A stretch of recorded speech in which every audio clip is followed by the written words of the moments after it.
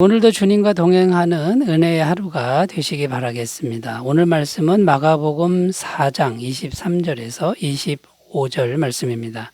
들을 귀 있는 자는 들으라. 또 이르시되 너희가 무엇을 듣는가 스스로 삼가라. 너희의 헤아리는 그 헤아림으로 너희가 헤아림을 받을 것이며 더 받으리니 있는 자는 받을 것이 없는 자는 그 있는 것까지도 빼앗기리라. 아멘. 오늘 말씀 23절에 보면 들을 귀 있는 자는 들으라 이렇게 말씀하는데요. 어떤 뉘앙스냐면 들을 귀 있으면 듣고 들을 귀 없으면 듣지 마라 이제 이런 의미가 아니라 꼭 들었으면 좋겠다라는 뉘앙스입니다. 잘 들었으면 좋겠다라는 것이죠. 또 24절에도 보면 또 이르시되 너희가 무엇을 듣는가 스스로 삼가라. 여기 삼가라는 조심하라 주의하라 이런 뜻인데 역시 말씀을 들을 때 신중하게 잘 들어라 이런 의미입니다. 자, 말씀이라고 하는 것을 소홀한 태도로 들으면 안 된다. 신중하고 소중하게 들어야 된다. 이런 내용인데요. 자, 왜 그렇게 해야 하는 것일까요? 그 이유가 24절, 이제 25절에 나오는데 또 이르시되 너희가 무엇을 듣는가 스스로 삼가라. 너희의 헤아리는 그 헤아림으로 너희가 헤아림을 받을 것이며 더 받으리니 있는 자는 받을 것이요 없는 자는 그 있는 것까지도 빼앗기리라. 자, 말씀을 대하는 그 태도에 따라서 은혜가 더 올 수도 있고 빼앗길 수도 있다. 이제 이런 내용인데 오늘은 왜 말씀을 신중하고 소중하게 들어야 하는지를 살펴보면서 은혜를 나누겠습니다. 첫 번째는요. 말씀이 곧 하나님이시기 때문이다라는 겁니다. 말씀이 하나님이니까 신중하게 들어야 되고 또 소중하게 들어야 된다라는 것이죠. 24절 또 이르시되 너희가 무엇을 듣는가 스스로 삼가라. 이게 삼가라가 조심하라 주의하라라고 말씀드렸는데 하찮게 여기거나 우습게 여기지 말라. 신중한 태도, 그 다음에 말씀이라고 하는 것이 정말 대단한 것이다라는 그런 태도로 그 말씀을 대하라 이런 의미가 됩니다. 자, 여기서 핵심은 말씀을 어떤 존재로 대하느냐, 어떤 대상으로 대하느냐 이게 이제 핵심이 되는데 성경은 말씀이 곧 하나님이시다 이렇게 증언합니다. 요한복음 1장 1절 태초에 말씀이 계시니라. 이 말씀이 하나님과 함께 계셨으니 말씀은 곧 하나님이시니라. 그러니까 말씀을 대할 때 하나님 대하듯 그런 존재로 대하라는 말씀이고요.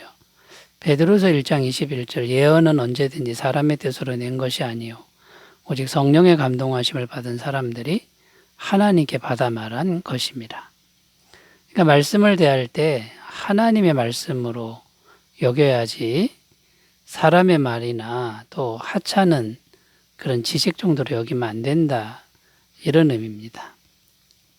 그러니까 말씀을 하나님처럼 대하는 이런 태도가 정말 중요하다라는 겁니다.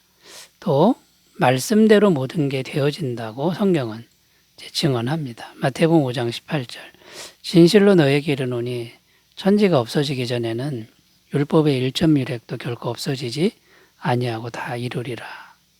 그러니까 그대로 다 이루어지니까 얼마나 능력 있는 말씀입니까? 이런 말씀을 하찮게 여기면 안 된다라는 거죠. 민수기 23장 19절 하나님은 사람이 아니시니 거짓말을 하지 않으시고 인생이 아니시니 후회가 없으시도다. 어찌 그 말씀하신 바를 행하지 않으시며 하신 말씀을 실행하지 않으시랴. 그러니까 반드시 하나님의 말씀대로 행하시니까 이 말씀을 소중하게 우리가 들어야 된다라는 거죠. 그리고 더 놀라운 말씀은 이 말씀이 온 세상을 지금 붙들고 있다. 이런 말씀이 있습니다. 히브리서 1장 3절 이는 하나님의 영광의 광채시요 그 본체의 형상이시라 그의 능력의 말씀으로 만물을 붙드시며 죄를 정결하게 하는 일을 하시고 높은 곳에 계신 지극히 크신 이의 우편에 앉으셨느니라. 여기 그의 능력의 말씀으로 만물을 붙드시며 참 놀랍지 않습니까? 그러므로 여러분 이 말씀을 그냥 소중한 것도 아니고요. 엄청나게 대단한 대상으로 설정하고 들어야 된다. 이런 의미가 담겨 있습니다. 또 말씀은요. 인간의 영혼을 완전히 새롭게 창조한다라고도 말씀합니다. 히브리서 4장 12절 하나님의 말씀은 살아있고 활력이 있어 좌우에 날선 어떤 검보다도 예리하여 혼과 영과 및 관절과 골수를 찔러 쪼개기까지 하며 또 마음의 생각과 뜻을 판단하나니 우리의 영혼에 말씀이 들어오면 완전히 새롭게 수술한다, 변화시킨다 이런 내용입니다. 여러분 그러니까 이 말씀이라고 하는 게 얼마나 대단한 존재냐, 대단한 대상이냐 이것을 우리가 생각해 보면 말씀을 소홀히 여길 수가 없고 신중하고 소중하게 대할 수밖에 없다라는 거죠. 우리가 그런 삶이 되셨으면 좋겠습니다. 두 번째로 가보겠습니다. 왜 말씀을 우리가 소중하게 대해야 하냐면요. 우리가 말씀을 대하는 대로 하나님이 우리를 대하신다. 그대로만 하는 게 아니라 더 넘치도록 하신다. 이런 내용입니다. 그러니까 말씀을 소중하게 대하면 하나님 우리를 소중하게 대하는 것인데 더 소중하게 대한다. 이제 이런 의미가 되는 거죠. 24절입니다. 또 이르시되 너희가 무엇을 듣는가 스스로 삼가라. 너희의 헤아리는 그의 헤아림으로 너희가 헤아림을 받을 것이며 더 받으리니. 그러니까 말씀을 우리가 소중하게 대하면 하나님이 소중하게 대하는데 우리보다 더 소중하게 대한다. 이런 내용입니다. 자, 그러면 여기서 핵심은 우리의 태도라는 건데 우리의 태도가 어떠해야 할까요? 말씀을 진심으로 사랑하는 태도. 그러니까 말씀을 귀하게 여기는 태도. 그래야 하나님의 사랑을 입는다라는 거죠. 잠언 8장 17절 나를 사랑하는 자들이 나의 사랑을 입으며 나를 간절히 찾는 자가 나를 만날 것이니라. 자, 내가 하나님을 사랑하면 하나님의 사랑을 입는다. 이렇게 되어 있는데 여러분 나의 사랑과 하나님의 사랑은 비교가 안 되죠. 내가 사랑하는 만큼 그만큼만 주신다 그게 아니라 나는 부족한 사랑으로 사랑하지만 하나님의 완전한 사랑으로 나를 사랑한다 이렇게 되어 있는 겁니다. 또 우리가 말씀을 온 마음으로 찾는 태도를 가지면 하나님의 온 마음으로 우리에게 오신다라는 겁니다. 예레미야 29장 13절 너희가 온 마음으로 나를 구하면 나를 찾을 것이요 나를 만나리라.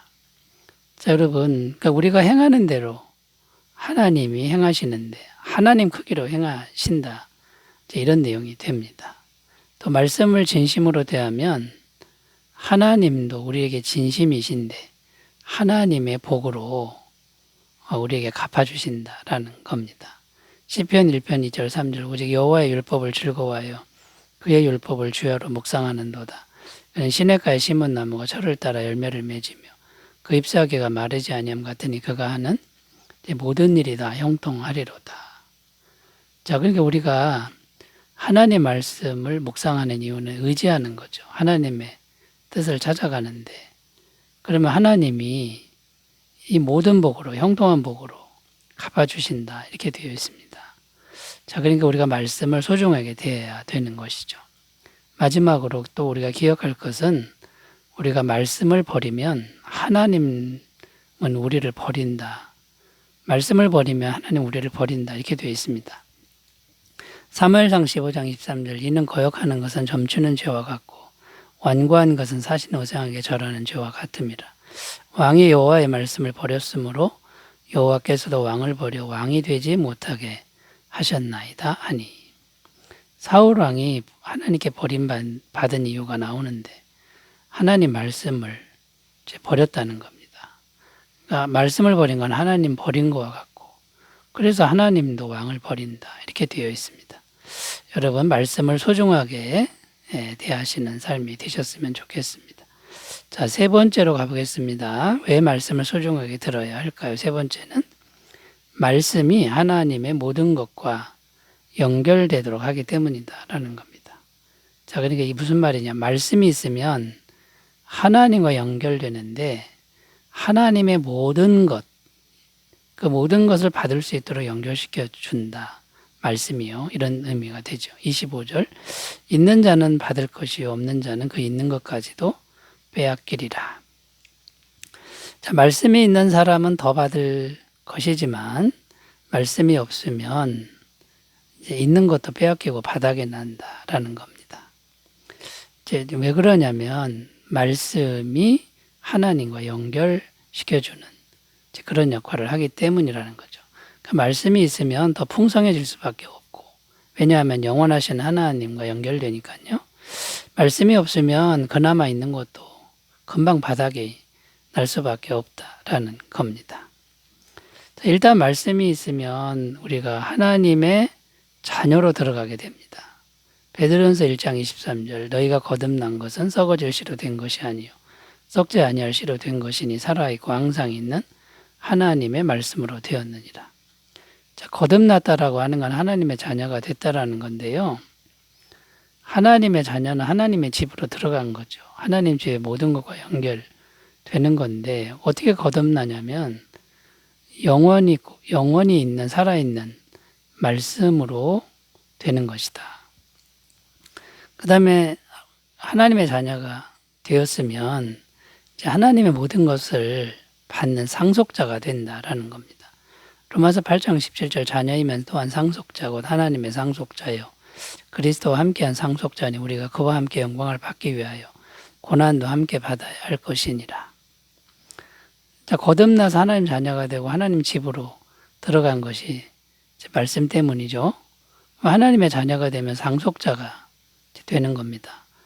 고난이 당연히 있습니다. 없을 수는 없는데 고난이 있어도 변함이 없다라는 것이죠. 또 말씀이 있으면요. 하나님의 은혜와 복이 계속 임한다. 영원히 임한다. 이렇게 성경은 증언합니다. 신명기 28장 2절 6절 내가 내 하나님 여호와의 말씀을 청종하면 이 모든 복이 내게 임하며 내게 이르리니 성읍에서도 복을 받고 들에서도 복을 받을 것이며 내 몸의 자녀와 내 토지의 소산과 내 짐승의 새끼와 소양의 새끼가 복을 받을 것이며 내 광주리와 떡반죽 그릇이 복을 받을 것이며 내가 들어와도 복을 받고 나가도 복을 받을 것이니라. 자, 말씀이 있으면 하나님과 연결되니까 이제 하나님의 복이 임하는데 하나님이 영원하시니까 영원히 복이 공급된다라는 겁니다. 자, 그러니까 여러분 이 말씀을 소중하게 대하는 것은 아무리 강조해도 지나치지 않는 말씀이라는 겁니다. 우리가 말씀을 소홀히 여기거나 하찮게 여기지 말고 하나님처럼 여기면서 말씀을 대하면은 그 대하는 것보다 더 풍성하게 우리에게 은혜를 주시고 하나님의 모든 것을 영원히 부어주시는 은혜가 있음을 믿고 날마다 말씀 앞에 성실하고 충실하시기 바라겠습니다. 기도합니다. 하나님 아버지 말씀을 소중히 여기는 삶으로 인도하옵소서. 예수님의 이름으로 기도드립니다. 아멘. 주의 임재 충만하시기 바라겠습니다. 감사합니다.